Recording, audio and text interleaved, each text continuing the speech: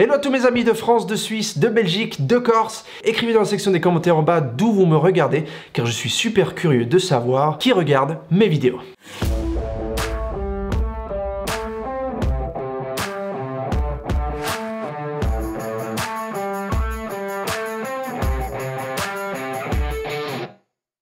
Aujourd'hui c'est une vidéo dédiée au Nissi 15 mm pour APS-C et 22 mm pour full frame f4 qui fait des étoiles solaires absolument incroyables. Il a un poids de 470 grammes et il est compact et léger avec 75,6 mm par 80,5 mm. Il a un diamètre de filtre de 72 mm, ce qui veut dire qu'il est compatible avec le kit Nissi 100 mm pour faire des longues expositions et pour pouvoir être créatif lorsque vous faites des photos de paysage. Au niveau des lamelles de diaphragme, on en a 10 pour avoir des étoiles à 10 branches, justement. La chose qui est bien, vraiment bien avec cet objectif de chez Nissi, c'est le fait que vous pouvez faire des photos avec un diaphragme de f4 à f22 et tout ce qui est entre deux et avoir des étoiles solaires à n'importe laquelle de ces ouvertures. Ça c'est très bien parce que si par exemple vous voulez faire des photos de nuit ou le soir et que vous avez, c'est pas que pour le soleil, attention, les étoiles solaires c'est pour des sources de lumière qui sont suffisamment fortes pour que l'objectif puisse les recevoir et qu'il puisse vous donner des étoiles, voilà.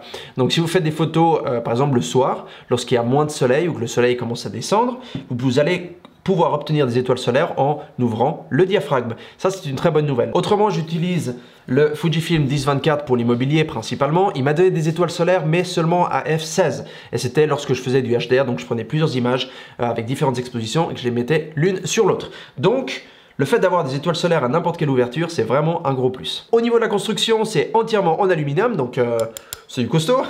Et le pare-soleil lui aussi est en aluminium, donc ça va pas se casser du jour au lendemain.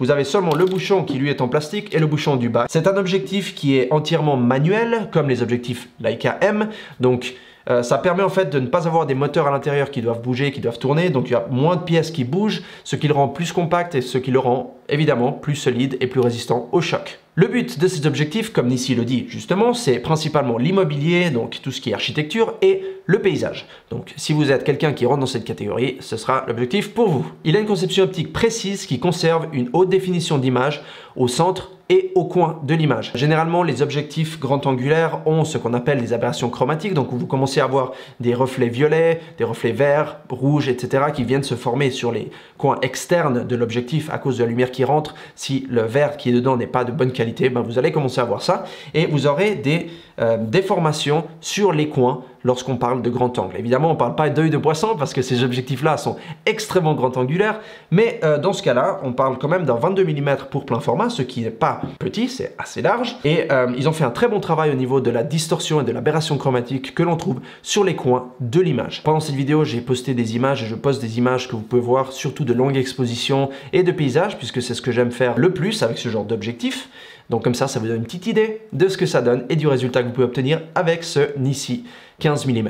Au niveau de la compatibilité, cet objectif est compatible avec, je vous le dis tout de suite parce que je ne me rappelle pas par cœur, avec le Sony E, Canon R, Nikon Z, Fujifilm X et le Leica Panasonic L. Et c'est un objectif qui est compatible avec toute la gamme, donc on parle vraiment du micro 4/3, au APS-C, au plein format, donc c'est vraiment toute la gamme et peu importe ce à quoi vous shootez ou la marque que vous utilisez, vous devriez être capable de trouver l'objectif qui ira pour vous. Voilà, donc personnellement j'ai utilisé un petit peu cet objectif, j'adore le 10-24 de chez Fujifilm, je vous le cache pas, mais pour ce qui est de la photo de paysage, puisque c'est ce que je fais d'habitude, des longues expositions avec ce kit Nissi qui est absolument fabuleux, vous pouvez regarder la vidéo ici en haut, je le trouve vraiment chouette. Donc si vous voulez un objectif qui soit compact, qui coûte pas trop cher, qui fasse des étoiles solaires à n'importe quelle ouverture et qui puisse vous suivre dans vos aventures à l'extérieur et à l'intérieur pour l'architecture, je pense que c'est l'objectif pour vous.